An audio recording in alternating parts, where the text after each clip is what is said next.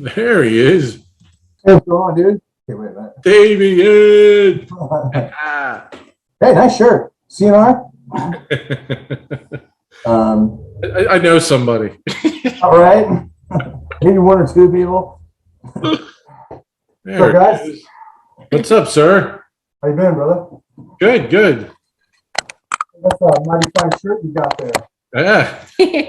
So, Mike, this is my girlfriend Haley. When we do the show, she's the pistol kitten, and of course the mad dog. Hey, hi, Miss Haley. How are you? Hello, good. How are you? When I first met them during our MySpace days, Damien and I did a dial-up phone interview. What year did I say it was, D? 2005? 2005. Hey, John, nice to meet you.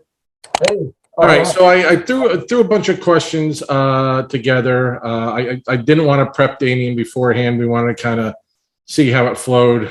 So right now, I know the current lineup is obviously Damien on vocals, Killswitch on lead guitar, and John is now on drums. How many? I know back when I first met you guys, you had different drummers and stuff. How many lineup changes have you gone through at this point? I know you guys have been around since what, like 98 to early 2000, right? So yeah, I started it off with, it was just me and another guy, and it was just me and him. And since that time, I don't even know how many guitar players we went through. Seriously, we went through so many. It just got to the point that I could tell how the audition was going to go, not by the gear they had, by the way they rolled in. Seriously, and when Kill rolled in, I'm like, he was kind of cocky, but it was cool, and it went really well. And he's been around ever since. Bass players, God, we've never recorded twice with the same guy. wow. And we didn't get a chance to record with Johnny. Well, we got demo tracks, but and drummers, this would be John's our fourth. So the bass players, that was a lot. That was yeah, I think about it for a second. And, Not like Spinal Tap where they keep losing the drummers, right, John? right. Okay, we're going on our fifth bass player now. Oh, jeez. Wow. Is it Bass players we typically lose like at cattlemen's functions in the Midwest, or sometimes we lose in the Mexican prisons. is it tough to create synergy with the revolving door of, well, obviously bass players and things like that? I think every change that we made so far was always pretty easy for the most part. Mhm. It's just different energy. That's all. Do you find getting new blood in helps the creative juices, or does it impede your vision? No, it definitely helps. The new drum work on the next record is going to be really sick. He's had a lot to say about the input of the songs, and it's great. This is going to be the most solid thing we've ever made. Good. And you'll hear it in the drumming, trust me. Yeah. What, John? What's your background? What genres do you follow the most? Metal. Still about metal. Hopefully. There's death metal, symphonic metal, power metal. So, all the flavors of that. Lots of blast beats and stuff. Cool. All kinds of blast beats, yeah. Yeah, when I started playing drums, I was really into Oingo Boingo. That's like the band that got me started into music. And then once I started playing drums and actually getting a handle on like making a beat and stuff, it was a lot of Alice in Chains and Soundgarden and early Pantera stuff. Nice. And as I got better, I wanted to challenge myself more, and then I just kind of continued to push my boundaries until I'm here where I'm at right now, and I'm still trying to learn and grow and get faster. Yeah, it was really funny when we very first started. He asked what the fastest song we had at the time was, and I said it's at 210 beats a minute. He's like, oh, because I'm gonna have to work on my feet. And he goes, I think it was 160 at the time. Well, yeah, at that time I was in a band. Broke up about 10 years ago now, and then I was just kind of in limbo. I had my little practice pads and stuff, but I wasn't actively playing. I didn't have my kit set up or anything. And so when it came time to audition for 3/6s, I had to really get my ass in gear and get on the pads.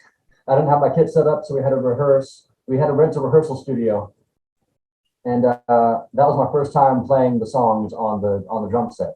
And it went rough, but it was clear that I learned the parts and I was capable of being able to get to the point of being able to play them well. But it was a learning process. There was a lot of practice on my end. I was in college at the time, and like after school, going to practice and playing drums until like 1 a.m. at the lockout that we have right now, and just trying to get up to speed and get my studies done and all that stuff. Yeah, the double kicks are crazy. I remember I saw Fear Factory a million years ago, and afterwards we were hanging out with Ray and Dino, and I was drunk and I was teasing Ray. I'm like, you can't play that fast. You're using triggers. You don't even use double kicks. He's like, fuck you, man. I'm like, you suck. I'm not happy about that at all.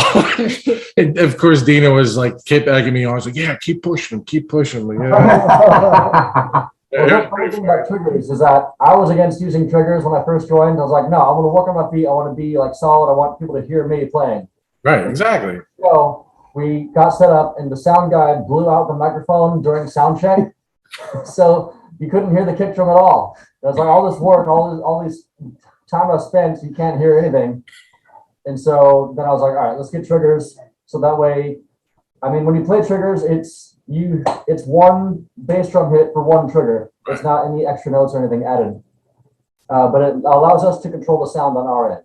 Right. And it's also a lot more articulate. So when you hit, there's a very sharp attack to it. And so if you're off time, it's going to be a lot more obvious when you're using triggers. So it's harder in a way to be in control during that time of playing with triggers. And you'll read, when they go through, reviews or whatever, they'll say, not you guys obviously, but drums, they sound so robotic. They're too in sync. They don't have that human. Right.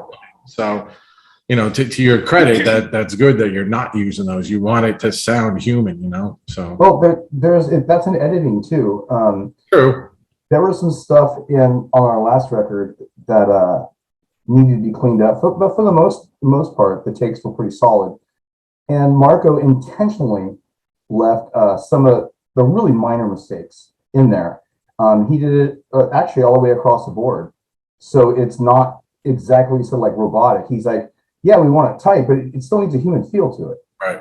So there's a little bit of slop that was intentionally left in there, natural playing. Right. Yeah, people do cut things up a lot. Yeah. It's kind of a symptom of modern productions where you want the perfect attack on everything, but that kind of takes the humanity out of it. So you have to find that good balance of the good sounds and then the tight performances, and then also make it sound like humans are playing it. I'm pretty sure what he meant by slop was his guitar player, but that's kind of where I was going. Speaking of guitar playing, the last I don't know, when you guys were recording No God, Dee was going to share with me some of the tracks. He's like, but goddamn Kill won't give me his tracks. I said, well, because he's selling homes to the stars. That's why. Mr. Realtor out there. Yeah. It's a living, man. It's actually allowed me the opportunity to continue with music being all the way across the country. That and all the technology we have now. I mean, we can throw ideas back and forth digitally. We don't have to be in the same room laying down tracks. Just as an example, we rehearsed for the first time in 3 years. Okay, 3 years.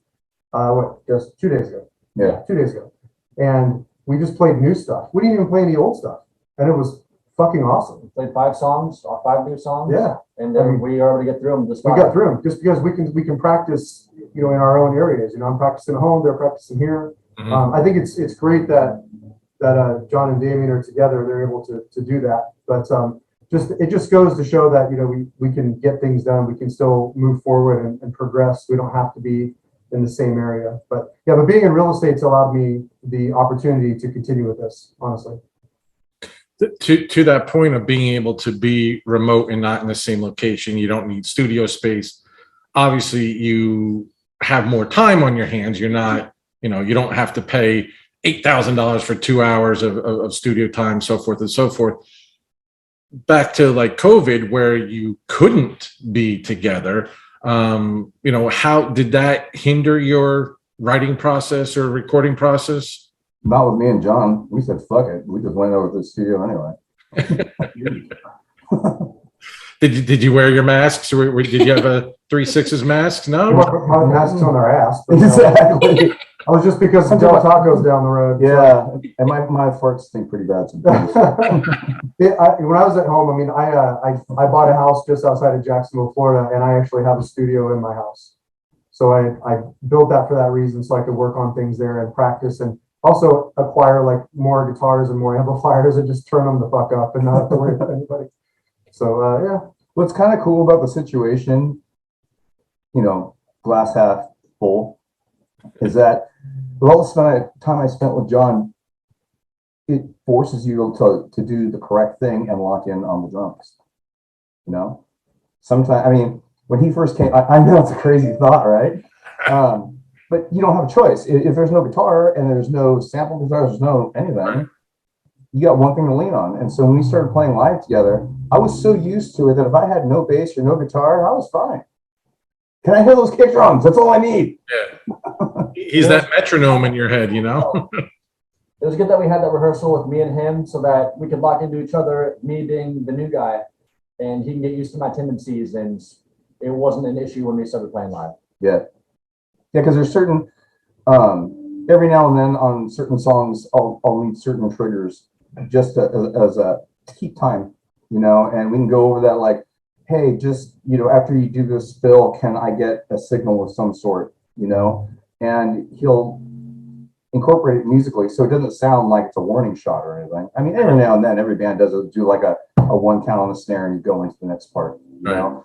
But he's got a pretty cool way of making it really smooth, and it sounds like part of the song, and it just keeps everything in time, and it's really cool. Yeah, I remember when again when we met on MySpace, that, you know, we're dating ourselves, right, D?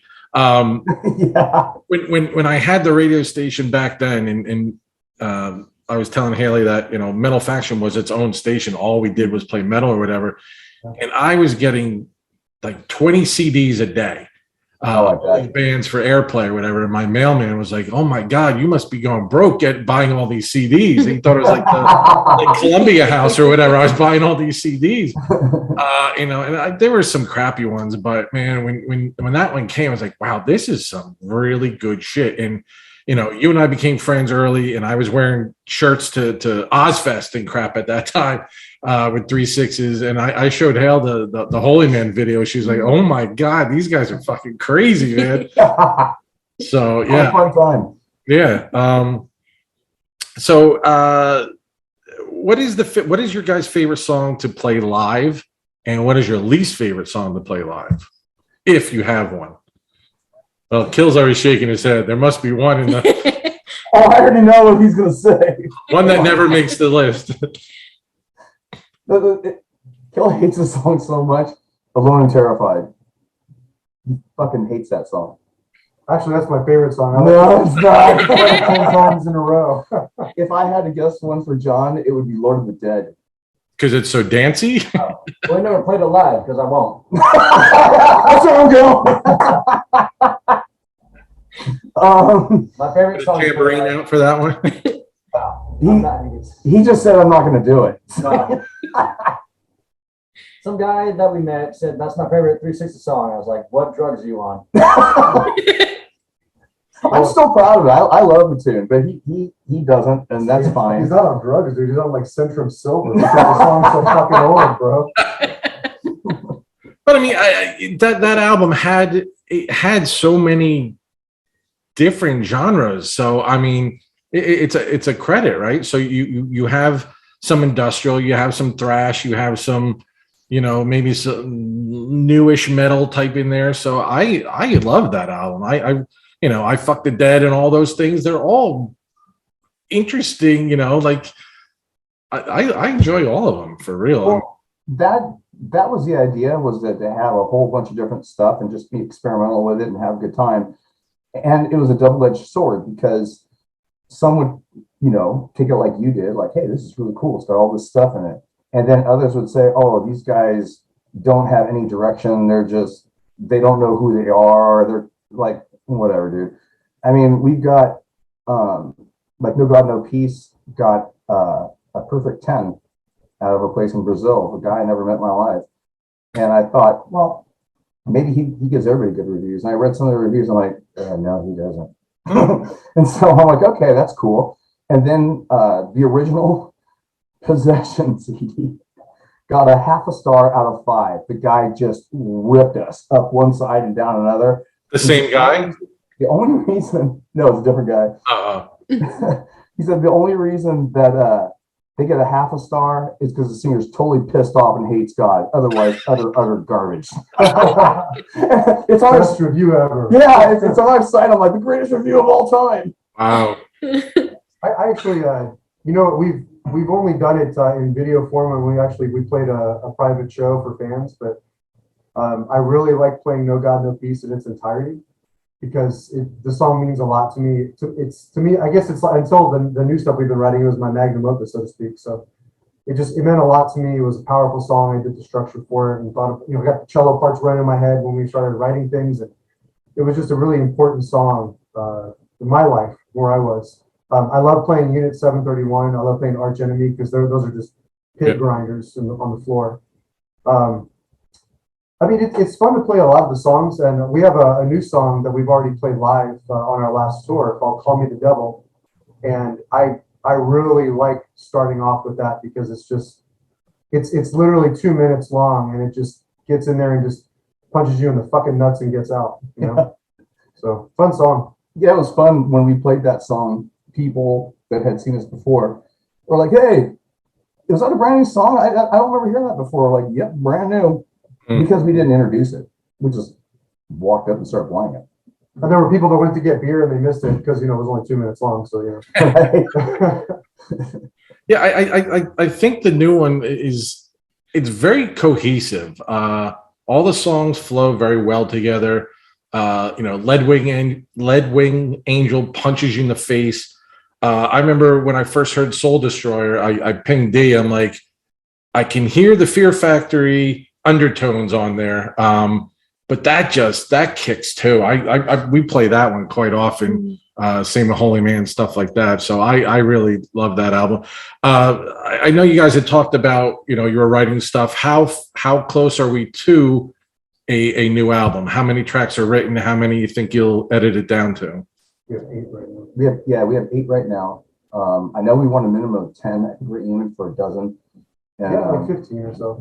Aim for 15, awesome. And if we have to weed it down or leave them in, whatever, we'll figure it out. We've got a lot of ideas. Yeah. It's a matter of we have a lot of 20-second songs. It's great. They're amazing. They're amazing. They might be on there too. Wait till you hear the bonus track on this one. It's gonna be great. These guys just heard it last night. Oh man. But, I want to go back to one of the points that you made about how there's different songs that have kind of different feels to them. This album that we're writing right now, I feel like those elements are all going to be there, but they're going to be a lot more integrated. Every song is going to have a little piece of each one of those musical identities, and it's going to be a lot more cohesive, I think, and a lot more impactful. And I'm excited to get it all together and have y'all hear it. Yeah, it's just we're just growing. That's all. And John's ideas are he's really aggressive. And that just makes me and Kill more the same. And so the energy just kind of gyrates. You know what I mean? Shaking the hips. Just kidding. So that's all good, man. So we've had Painted Black. We've had Thunderstruck. Do we have a cover on this one? We haven't even talked about a cover, have we? Oh no, we did. "Shake Your Love" by Debbie Gibson. That's what's going to be. That's probably at the forefront right now. We'll see. Bring back the late 80s, 90s. And we have talked about one that would make a full version, metal version of, but I don't know if we're gonna do it or not. So I don't want to get into it. Don't ruin the surprise. I was just to be honest, the other ones are pretty good. I mean that's the greatest form of flattery, right? Is a really good cover. So I mean to choose Rolling Stones and AC/DC is a testament. We need to do Thunderstruck live too. It would be really fun to play because it would be a crowd pleaser too. I mean, it turned out on the album amazing. It really did. Yeah. It's a great cover. To be honest with you, brother, I don't think there's any reason to do one unless we just want to do one. Right. stuff that we're writing right now, this is some heavy shit, man. And it's not like we're gonna have all these kind of like John was saying, all these different identities on the CD. It is a lot more cohesive so far, and the only way that a cover is gonna get on there is if we're all on board and it all sounds like it will be fun for us to do, not because we have to do it, because we feel like we have to because we've done them in the past. Right. You know, it's right now we're coming up with really good, solid ideas, and that's really the key thing, is just making sure that everybody's on board with everything. And to be fair, or I guess to be critical of myself, I have a hard time liking my own stuff. So I'll write something and these guys will be like, "Oh, that's really cool." And I'll be like, "Fuck this sucks," you know, and I get rid of it or something. And I've always been like that, but because I also want it to eclipse No God, No Peace. I don't want it to feel like we're writing something just to write something for filler. You know, I want all killer, no filler, like the saying goes, you know. It really means a lot to me. That's the most important. So if we do a cover, great. If we don't, so be it, man. Yeah. This record will be more focused than No God, No Peace. So taking, I was going to your webpage. I wanted to look something up. And when I Googled 3/6s, I don't know if you saw this. So in the Urban Dictionary, there is a 3/6s. It's a term used by women when describing a desirable male partner.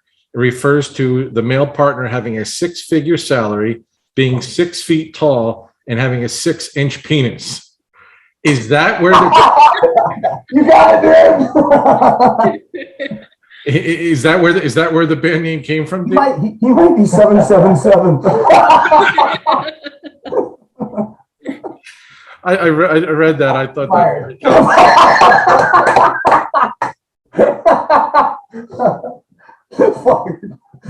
Oh shit, that's funny.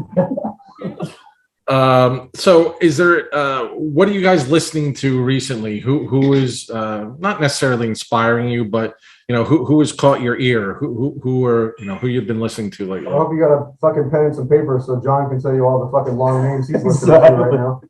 Yeah, I get into some crazy bands. I have a streaming. I do Apple Music, and so I'll go on there and I'll sample a bunch of songs, and if it sounds cool, I'll add it and I'll listen to it when I work out or something, or when I'm working at home.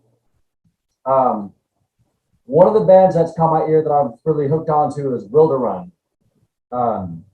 They just signed with Century Media, I think, but I like symphonic metal, and they have a lot of the symphonic elements to it. I guess the guy who does orchestrations used to work for Hans Zimmer, and so they go all out with all that stuff, and it's awesome. And I've actually met the guy a couple times. He's a super awesome guy. And Wilder Run, I would say, would be one of the main bands who I've hooked onto in the last year or so. But I'll just leave it at one. But there's a bunch of others too. There's only one new one that's really caught my ear. A friend of mine, you know, suggested them, and I heard them before in liquid metal, called Gate Creeper. Yeah. Okay. Yeah. And it was funny because I got, you know, he was so high on them. I'm just like, okay, I'll just buy it, whatever. And I did, and I got 20 seconds into it, and I'm like, because I'm OG, as you can tell by the CDs behind me. I'm like, oh, this is the kind of day it's going to be. I'm like, okay. So I got my CD changer because I'm good like that. And I put in Gate Creeper first, and then all in tuned right after that. I said 20 seconds in, I'm like, oh, this is old school and tuned. Okay, cool. Oh, you kill? I'm still really high on Acacia Strain. They had a new one come out last year. I saw them live in England, and they've been one of my favorites for a while. I'm actually listening to a lot of Wage War right now. Yeah. They're a little more metalcore, technical stuff, but their breakdowns are just fucking phenomenal. I'm really digging those guys. We have our own Pandora channel, so when I'm at the gym lifting weights and stuff, I listen to our Pandora channel just to kind of see what gets added on to our own station. Yeah, and most of the suggestions are things that are already out there. It's like Slipknot, the Agony Scene, some of the older stuff. Emir. Emir is always on there with us too. I love those guys. Mary, yeah. One of my favorite bands is actually from El Paso. It's Upon a Burning Body. Okay. Love those guys. Yeah. And Machine Head, of course. I continue to listen to Machine Head all the time. That new Machine Head's sick, man. Yeah. They go through their phases and just get better and better. Lions at the Gate with one of my buddy Diego and Rue. They play guitar for them. They're coming out with their full length, and I'm excited about that. Yeah, just just everything, man. But I also listen to blues and just pop stuff too. So kind of whatever floats my boat, man. Well, he's actually got two other ones that he turned me on to, in particular. Lorna Shore and Archspire. Lorna Shore, yeah. Yeah, he's like, dude, you gotta have to do this song. Listen to these breakdowns. And I heard him just like, good God, man. He likes those sub hits. Yeah. In fact, I gotta talk to him about this before he splits. We sample the 808s in our rig. Okay. And Kel will ask you, just since we're here, we can incorporate a live 808 into the rig, right? And just have it triggered? Yes. That'd be the way to go, man. Yes, because it's all digital. It's on the back. Yeah. That'd be sick. I mean, just tell the sound guy there's an 808 coming. A real 808. Yeah. So every time it gets hit, you get that actual 808 sound. I think that'd be dope, man. Because the sampled 808 works sometimes it does, sometimes it doesn't. But when it does, man, that just kicks you in the nuts. And I think it's funny when you get other bands coming up after a show going, "Are you running 808s? It's not fair." I'm like, fucking do it yourself, man. Anybody can do it. It's free country, There's no 808. No, they can run live. I mean, as long as the front of house has subs and everything, it'll be fine. It'll sound good. Otherwise, it'll just sound like a fart. Well, which is not bad. I mean, that's okay too. No, we've had some shows, two in particular, Third Wheel, we were talking about that last night, and Counts Vamped, where the sound was just phenomenal. And the 808s cut through, and they just clobbered you in the head. And it was just... Didn't Damp say we were too heavy? Yeah, we're not allowed to play at Vamped in Las Vegas anymore because we're too heavy. Yeah, that's what she said. Yeah, that lady, whatever her name is, Corey, yeah, she comes up. Yeah, Corey, yeah, she comes up to me. She's like, "Hey, just want to let you know, this is right after sound check." And she gave us our drink tickets and some money and whatever. And she goes, "I just want to let you know that even though the crew loved you guys, you're never playing there again." I'm like, and the crowd. yeah, I'm like, we were playing with Michael Graves. yeah, from the Misfits. And I mean, they watched us play. They'd sit on the side and watch us play every time we were opening for them on the tour. Mm-hmm. And it was a great show. I mean, a good crowd. I mean, and I lived in Vegas for a while too, so I had friends come out as well. And they loved us. I'm like, well, why? And she's like, well, we didn't look into you guys until we heard you at sound check, and we just thought you sounded like Michael Graves. I mean, the name fit and everything else. And she's like, you're just too heavy, and we don't want that. We don't want that here. I'm just like, well, okay. It wasn't about fucking dead people or anything like that. It was just that little too heavy as far as the chug goes. It was just so funny because she was just so cold, and I was caught so off guard. She just gave me a bunch of stuff. I'm like, cool. What? and the crew actually was top notch. They're very great set of guys. I mean, everybody that worked there, the bartenders, the servers, they're all into us and very complimentary, and they talked with us afterwards. And yeah, we spent a long time out there just talking to people after the show. Yeah, that was a fun show. Yeah. Funny you mentioned Graves. When Michael would first become the new singer for the Misfits, I was working at this seafood restaurant in our area on the shore, and I was cleaning up in the back and I was playing the Misfits, and this waitress comes in. She goes, "Oh, you like the Misfits?" I'm like, "Yeah." She goes, "My boyfriend's the new singer." I'm like, yeah, okay, sure, whatever." And she goes, "No, really, he's the new singer. Everything. He took over for Danzig." I'm like, "Okay, crazy bitch." So she's like, "I'll prove it." I'm like, "Okay." She's like, "I live right down the street." Turns out 2 blocks away, there's Michael Graves. He's my new neighbor. Wow. We end up becoming really good friends. We played on the same roller hockey team. All this stuff. He'd be on tour. He'd call me. He's like, "I don't have a ride home. There's a laminate waiting for you at the door." I go to pick him up. They're opening for Megadeth and stuff like that. So yeah, really interesting. His voice still just, oh my God, that 50s, that Danzig sound. It's yeah. They found the right guy. For sure. Yeah, it really niched, and it kind of raised their sound, and they got a little more metal, not as punkish and stuff. And now with Lombardo playing drums and stuff with them, And now Glenn says he's done. He's not going to tour anymore or whatever. But who knows? When that money talks, who knows? Exactly. Yeah, Motley Crue hung it up for good too. I was there at that show. So I actually believed that. And I found they're playing again. I'm like, I can't believe I fell for that, man. Yeah. That was weak. Well, Kiss had their farewell tour 30 years now, right? Right? I'll say one thing about Michael. He's one of the nicest, hardworking dudes in the business, period. And that guy, he's got his whole deal just refined so well. Arturo's obviously a big part of that. Right. I mean, that guy, he's a grinder too, man, and he covers everything. But Michael, he's impressive. Yeah. I have to go back a bit. So Vince Neil's touring again?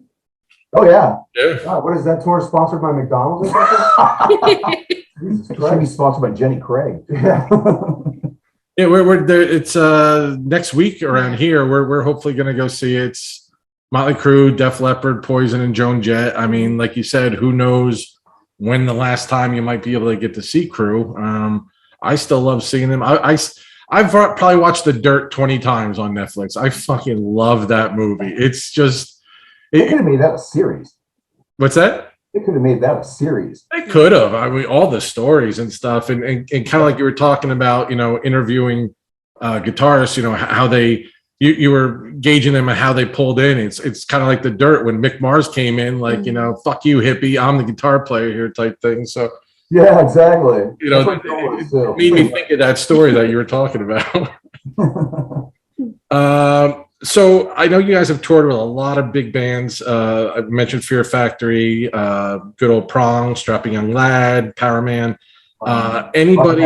Anybody that's out now that you would want to tour with, pull under your wing, or vice versa? I want to get back on the road, Body Count. I'm with him. Yeah. Body Count.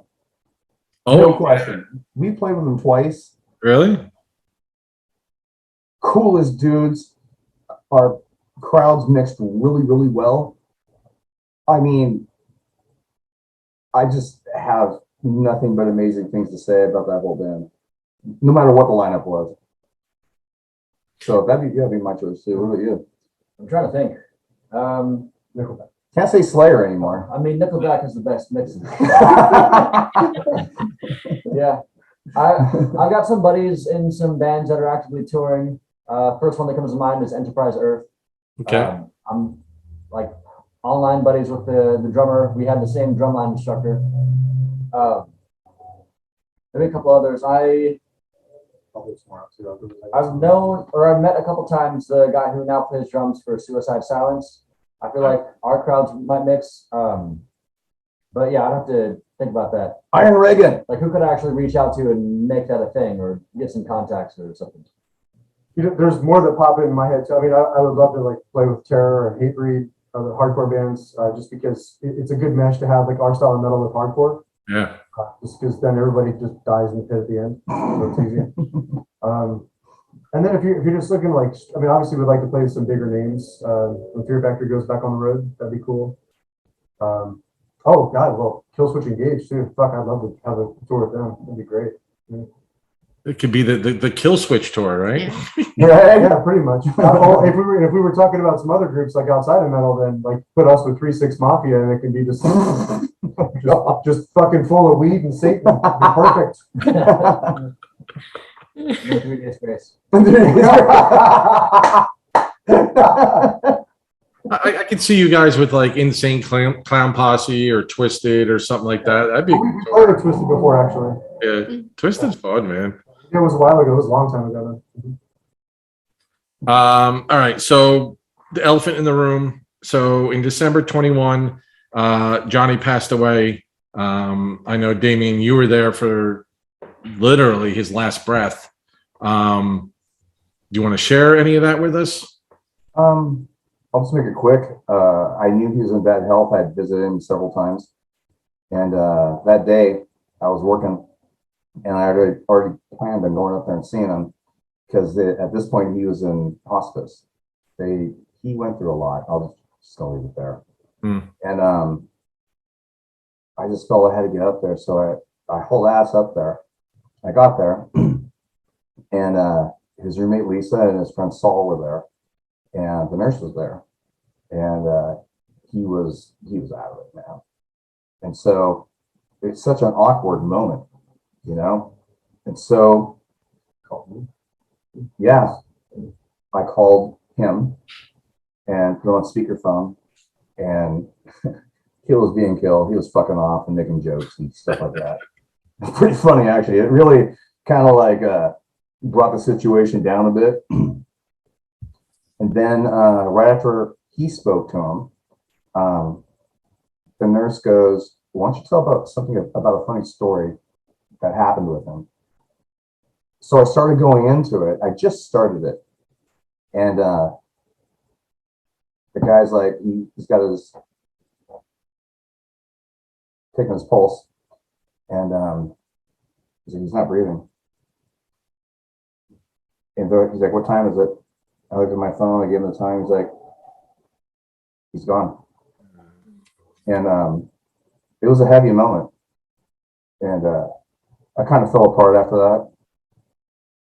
And you know, but we move on, and he had a pretty magnificent celebration of life. There were 6 bands that were there, and everybody was cool. I'd say at any given point, you'd say about 250 people there, 200. Yeah, it was a good size crowd. Yeah, I mean, that's just when I was there. There was people that came and went before I showed up. There was people pulling in when we were leaving. So I think it's pretty safe to say 400 plus, no problem, showed up. Right. And it was, I really just didn't have too much to say that day. You know, I was just bummed. You know, I was glad to see the turnout. I thought that was really cool. And it's pretty much what I expected. I mean, that guy knows a lot of people, man. But it was good. You know, I'll just leave it there. Yeah, the celebration was in April, right, of this year? Yeah, that sounds right. Yeah, I think so. Yeah. yeah. Yeah, that's great that the like you said, the pouring out the support and love for him. Yeah, I remember when I saw that on Facebook, I was like, wow, and I just quickly pinged you and just said, hey man, sorry, and I didn't want to bother you, but it's got to be tough, you know, what brothers in arms and you know your stage warriors and stuff like that. It's fucked up for sure. Yeah, but we all knew he was in bad health, but he wanted to keep everything on the down low. So I'm like, you don't want me to say anything, I'm not gonna say anything. Right. And he spent a lot of time in the hospital. Then it was more times than not. Then the writing was on the wall. The doctors told us what was up, and that was that. But at the celebration of life, it was pretty cool. Lisa set up 2 tables that had shirts and stuff from the bands that he played in. And there was 3 6's stuff up there. There was one of his favorite basses that was there. Oh, actually, the Mockingbird was there. Yeah. It was cool. Everybody had a great time. It was Johnny would have been proud for sure. But you know, it just got to the point now that you know, we can't live in the past. Right. We started writing a record with him and we need to finish it. So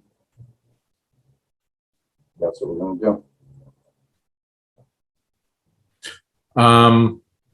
Knowing what you know now in life, love, pursuit of happiness, music, the industry, what would you tell yourselves from 1998 that you know now coming into the business? I'll take one from Devin Townsend. I'm gonna totally rip him off and plagiarize him. Black underwear on the road. That way you can turn it inside out. You don't know which side's dirty or not. What about you guys? I was 7. So I'd say do your math homework. I'd also say make sure you don't lose focus on like pursuing this goal of playing music, because there was a time in my life where I was, like I said, in limbo. I didn't really have a direction or where I was going, and I just kind of coasted for a little while, where I could have used that time to build something or like get better or not have to come into this band like, oh, I got a bunch of work to do. I mean, there's only so much time that you get, and you got to make wise use of that. And that's something I'm learning as I get older. As I get older. But yeah, there's always time that you can make use of. And Mike would have went into real estate school back then and said, screw the guitar at this point, right? And I would say probably buy Amazon stock. Buy Bitcoin, because I told people to buy Bitcoin in 2002 and nobody listened to me. So I found Bitcoin in 2009 when I was trolling around on the dark web. I was like, what's this dark web thing? It was like, oh, you can buy a MacBook. It's 900 Bitcoin. What the hell is that? This is some black market stuff. I don't want to touch it. And then now, it's no big deal about, Filipino porn, like, people like slitting each other's throats and having sex with the throat. But he's worried about the 900 Bitcoin. You can click past that. You can look for the MacBooks. Actually, to piggyback on that question, I usually bring this up in interviews just because I'm always for the nostalgic. So, back in the day, you had the tape traders, you had the do-it-yourself, when a band was playing, you were there handing out your tapes. You were trying to get in the circuit and things like that. Do you find it now with streaming and everything being so accessible? Do you like it more, or do you like seeing your hard work pay off doing it yourself? I got really mixed feelings on that, because in the tape trading days, you had something in your hand, you had something that was valuable. I'm not sure you can copy it and you can get it off, but it meant something. It meant more. That's why I buy CDs, because if I buy it, I'll listen to it. The majority of CDs that I have, I've never listened to, were stuff that people gave me. We played with a bunch of bands. Hey, dude, you have a CD? I'm like, okay, cool. And I'm grateful for it and everything. But I don't know why. I probably got about 20 back there I've never even heard before. But everything that I purchased, goddamn straight, I listened to it. I listened to it more than a few times. But on the flip side, you have people who might not have money or might not otherwise be able to go to a show or hear you, and you have that. So I see both sides of the fence. Right. And that's just me. What about you guys? You go first. I'll have a kind of long one. I mean, it is definitely a double-edged sword of putting out music. There's so much of it that's so accessible. It's easy for it to not be perceived as valuable when somebody just like scrolls past it. But at the same time, it is so accessible that you can get your stuff out to the whole world overnight. Right. So the most important thing is developing a relationship with your fan base and with the people that are around you and who enjoy your music and what you have to put out there. Developing that relationship is the biggest key, because that's what people are going to connect with, the people behind the music. And so that's what's going to really allow them to connect with the music if they don't have like the physical thing in their hands. It's the relationships. And so pushing that forward and communicating with them and what we have to say through the music and the lyrics and stuff. That's got to be kind of the focus moving forward in this whole social media stuff. So being super accessible, it's really cool because you get to expand your horizons and see all kinds of different bands and like really focus in on what communicates to you musically. And so that's how I found a bunch of bands that I really like that I never would have heard of without streaming. Right. And then going to shows or like Wilder Run, for example, where I can go meet the band when they're on tour and talk to them and then develop that relationship and get kind of behind the music and stuff. So I don't know. There's all kinds of different thoughts and stuff about it, but I guess that's my biggest takeaway from where we're at right now. So I lean a little bit more towards the current state where we are, and moving forward. I like the accessibility. I do like the fact that there's more available at any given time to any given person. I'm really hip on sharing things with social media as far as new bands, and I see new bands just scrolling through Instagram Reels, and I'll see, because most of it's just filled up with like MMA and guitars and metal, and that's it, and Jeeps. So guns too. So go through there and I can see some different bands and I see who I like. I see some amazing players that aren't even with bands, just amazing musicians. And it's just really, really cool to grab that and absorb that. But I believe in the not so distant future, I think we're going to see not only new platforms of music sharing, but I think we're going to go back to some of the old peer-to-peer things, just from phone to phone, like a bump system. You tap someone's phone and you can share something with them right away. Or I like the fact that our new album will have a QR code available on our cards or flyers or whatever. And people can scan the code and buy the album right there. Mm-hmm. But the most important thing is, since we have our own record label, we will run through distribution networks to get out there to get our physical copies out, but we can have a lot more control over our market base. True. Just by having access to that. We have our own shopping cart on the website. Mm-hmm. We have endless space, whatever we need to put on there. We have great people that can help support the band in that aspect. But just having that on our phones, able to share it just with a text message, just sending our app. I'd like to develop an app for us just to send it out. And it might just open up to our website or something for the time being. But as you go further along, there's going to be some different things that will be available to fans, old and new. I'm really, really up on the live streaming, that especially during COVID when you saw the bands that were doing Instagram live streaming and on TikTok and whatnot. They were just doing live shows, like playing songs or rehearsing. And you have 4 different setups, 4 different screens there. And you're seeing everybody in different states or different countries playing together. And we've talked about this. When the time is right, we'll do something similar to that as well. But that just opens that just exposes you to all different markets. So I'm really, really embracing the future on that, man. And just from the economic situation that we're in right now, we're in the middle of a mini recession. We have a correction in real estate.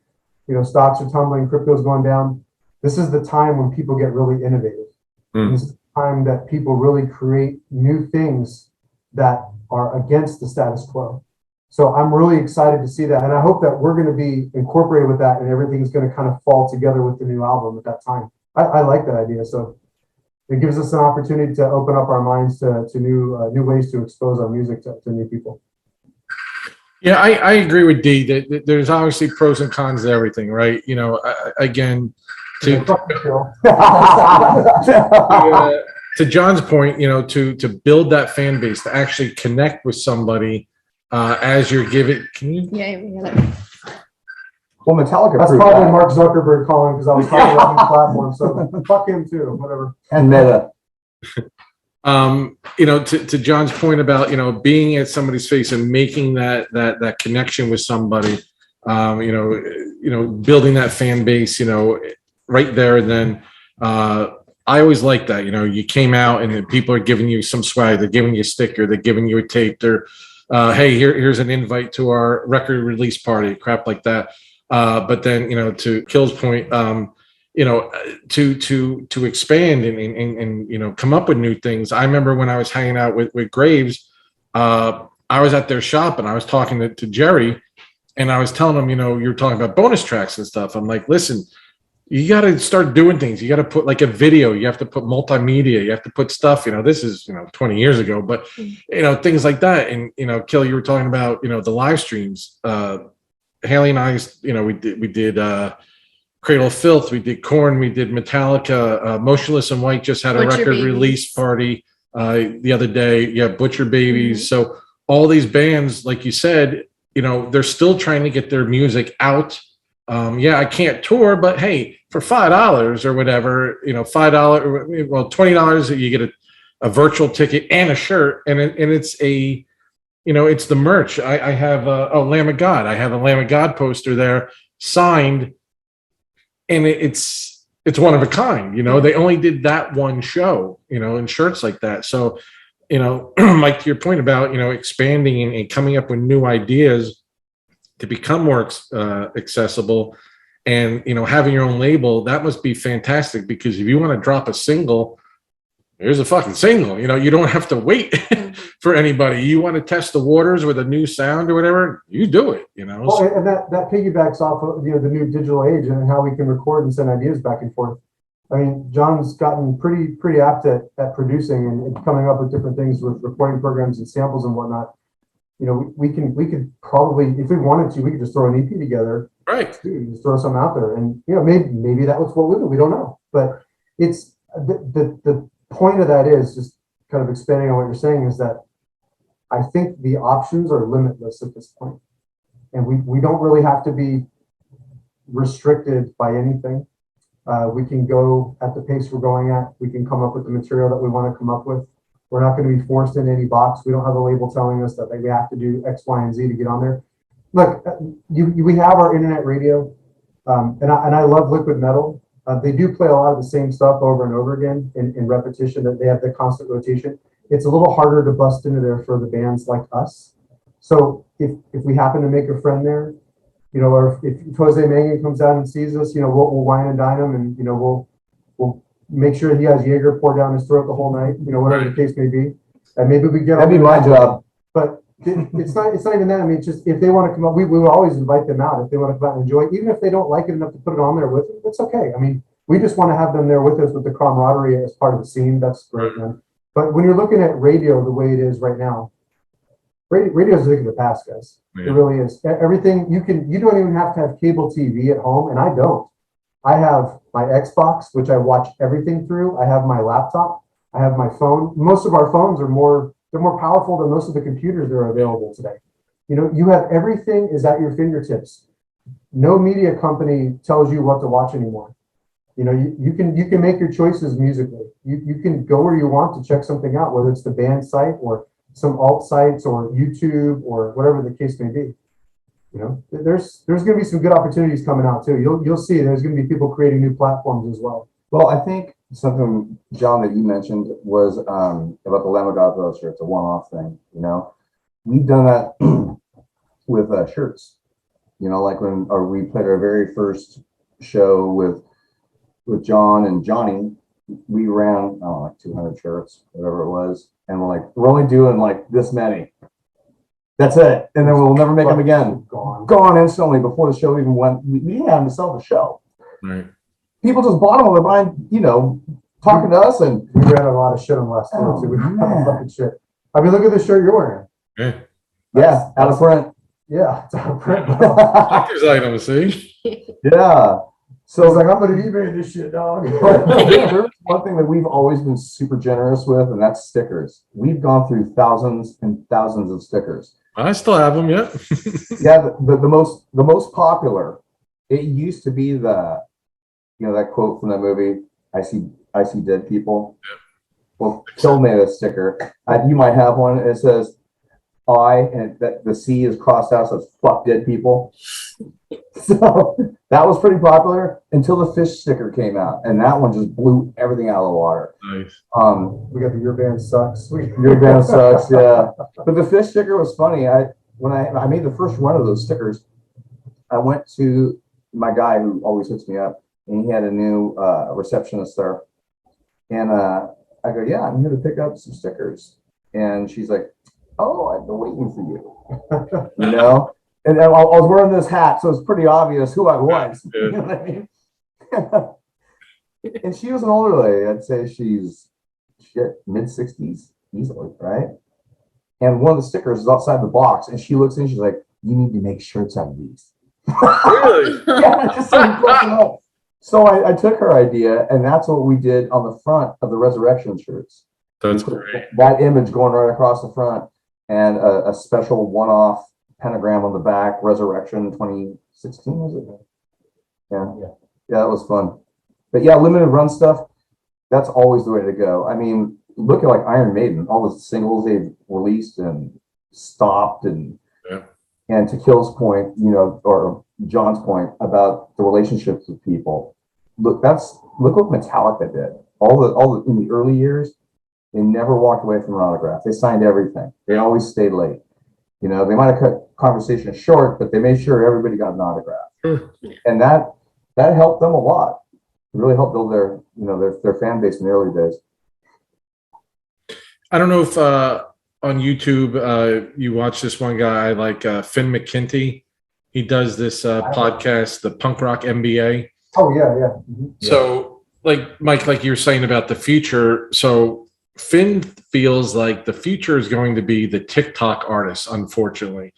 These people that just release like one song and it goes viral, they get 10 million views, and which translates into dollars for them because of the right payout is on it. Yeah.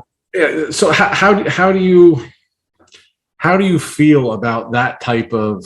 I don't even know if it's success. I think it's a gimmick. You know, there's a lot of cringy stuff on TikTok, Instagram, and Facebook's kind of more of us old people now. But yeah. TikTok and Instagram are still leading the way. TikTok is by far the most popular, I think, around certain ages. But I had a meeting with my Keller Williams Sports Entertainment division recently, and one of the things that was brought up was TikTok's most recent increase in user base is actually between the ages of 30 and 49.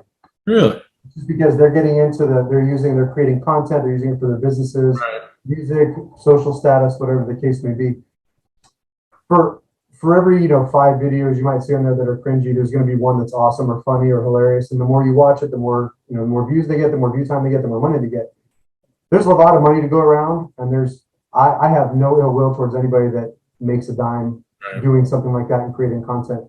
I think there's some great bands that I've seen. Just some of those Instagram reels, like just like a quick, and I'll have to pull it up on my phone. I can't remember the name of the band, but they did this breakdown part, and all it was this older like Asian grandwoman, and she was like posing for a picture, and they did the breakdown, and there was like 3 different versions of that, like in different poses. I laughed my ass off, and I was like, I have to go see this band, so now I follow them on it. It just made me laugh so hard. It was just a great idea. And I think that's one of the things you're going to see is a lot of originality that makes you think like, man, I should have done that. Or maybe I could do something similar to that to get the same response. Right. Yeah. So I'm all for it, man. I mean, I welcome all kinds of opportunity and entrepreneurship, I think there's a lot of opportunity there for those artists, but there's also a huge market for people who just want the album experience from a band. And I think those two in tandem are that's what's really going to drive a band forward, is like releasing the core elements and then having all the supplemental material that they release on TikTok and Instagram and all that stuff to kind of bait people to the music and then have that core experience that the true listeners will want to hear. Yeah, who knows? I mean, I might have something coming out next year, like a platform for new music. Who knows? You never know. John, to what you said about, I've been getting back into albums and stuff. Remastered stuff. I got the new Rob Zombie is amazing. Just all the content in it. So you get the vinyl. There's a cassette version. There's a CD version. His artwork is in there. There's a pin. I think there's stickers. So to build on that point about that physical content, people still have pride in their work. Yes, I mean, music's great and all, but to have, your artwork, the lyric sheet, the liner notes, all that stuff, thank you, Grandma, for putting up with me drumming in the garage or whatever, stuff like that. I still love that stuff. I think it's, like you said, John, it speaks to the fans, the true fans. I want that. I want to get in that artist's shoes, so to speak, and see what he what he thinks. Yeah. So yeah, you'd be the core fan, and then there's all the people that are kind of drive-by fans. Right. That you have to also get their attention. So there's different ways that you gotta juggle it. I have a great idea. I think there should be a POV band experience. We're going to put a camera on top of Damien's head, and it's going to go from the time we're getting everything loaded into the venue to when he goes and takes the first piss after having a beer, then getting up on stage and headbanging back and forth the first song, and then looking at everybody, looking at me and yelling at me, "You fucked up!" and then seeing the crowd, everything else. That is the experience that we need to provide for the fan. Yeah, honestly, if they could have a camera that could actually stay on my head during one song, that by itself would be impressive. It'd be like live stream +1, like the enhanced live stream. Yeah. You know, what'd be funny is if we did actually have a camera that did that. Yeah. I start banging, and all of a sudden, people get motion sickness watching the TV.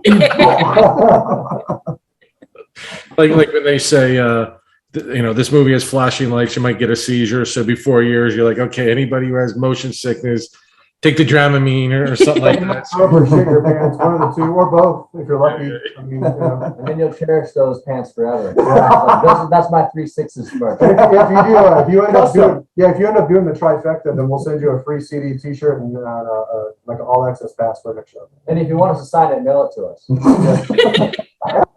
So on what Kill just said about the expanding, so D, you can market 3/6's black underwear, right?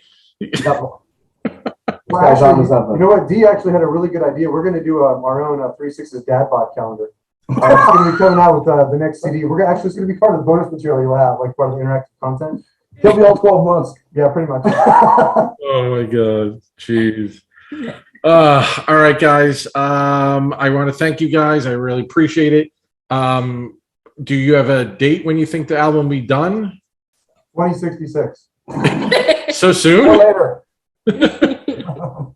D, be able to share some stuff with me at some point? Yeah, I will. Once you get Some of the bonus stuff.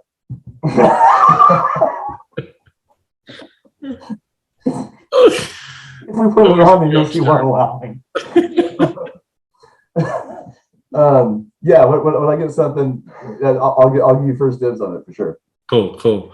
Again, thanks for your time. Hopefully, sorry, go ahead, John.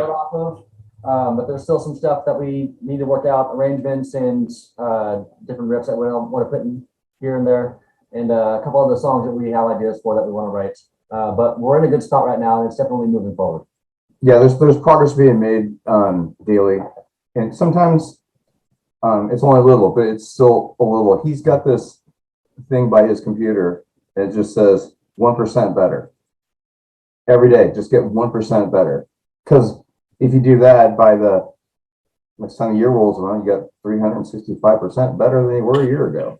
You know, and it's cool too. He's got a YouTube page with drum covers that he does for all kinds of bands, and it's pretty entertaining.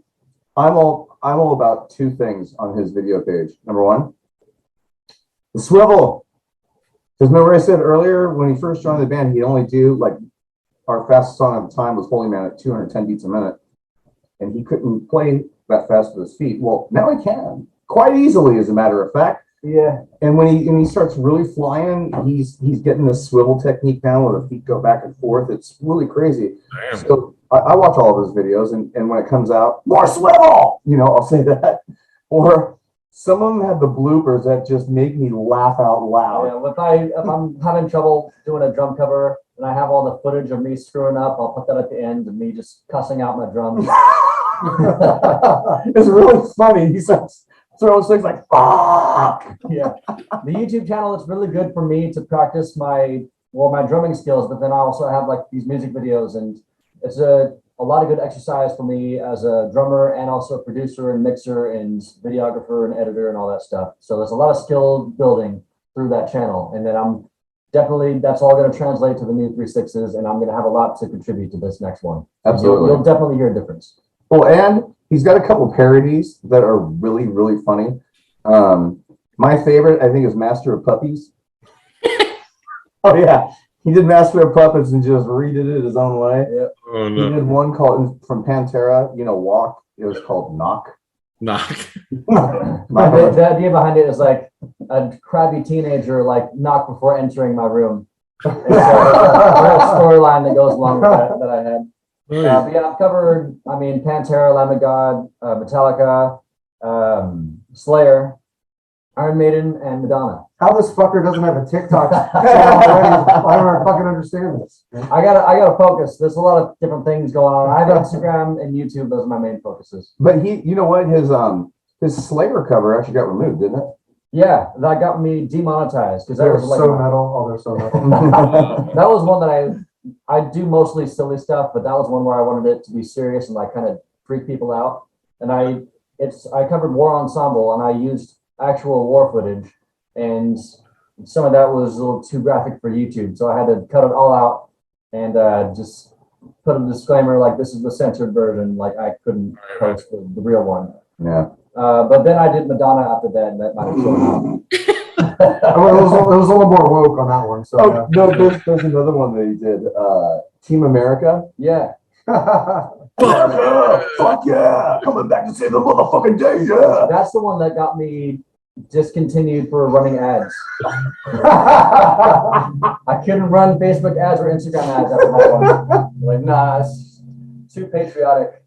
It was hilarious. Okay, We've removed your freedom. he actually Yeah, he brought in Eric from Dark Angel to do just a total shredding solo on it. yeah, he did awesome. I really appreciate Eric for being a part of that. And That's cool. And he's running around Like like, social media, yeah. but that's when you were running around in a cape with an eagle mask yeah, and shorts on the beach. Yeah, a speedo. the speedo. God. But Damn. you guys have some good times over there. Trust me. I'll ping you, John, for that link. I want to watch this stuff. All right. Oh, for sure.